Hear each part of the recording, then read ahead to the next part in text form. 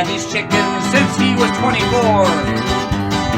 He been working for the colonel for 30 years or more.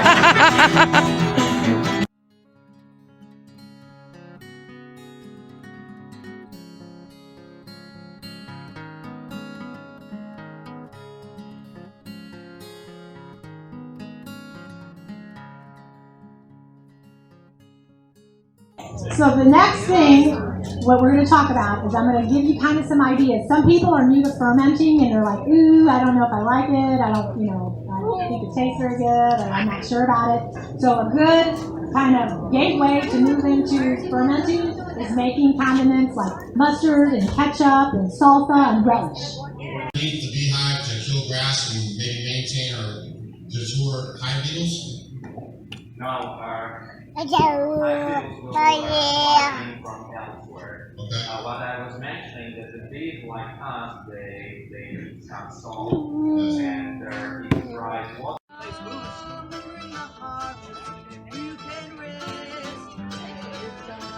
Of course, you got that ready? Yeah, she's back.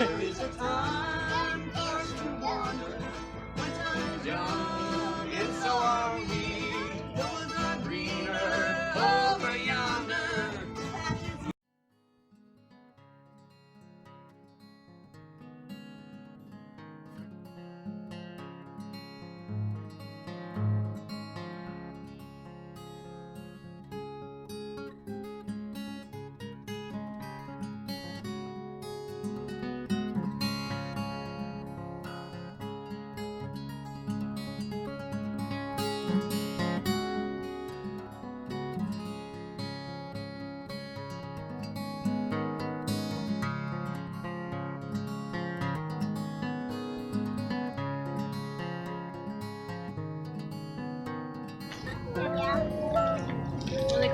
Stay right here, Daphne.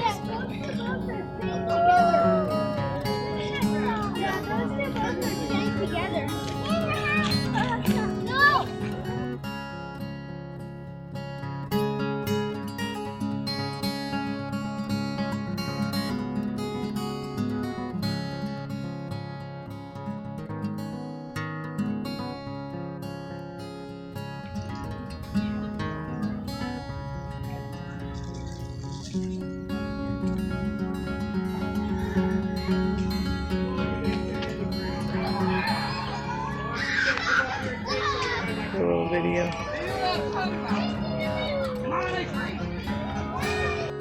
Okay, so this is stevia. Stevia is 200 times sweeter than sugar.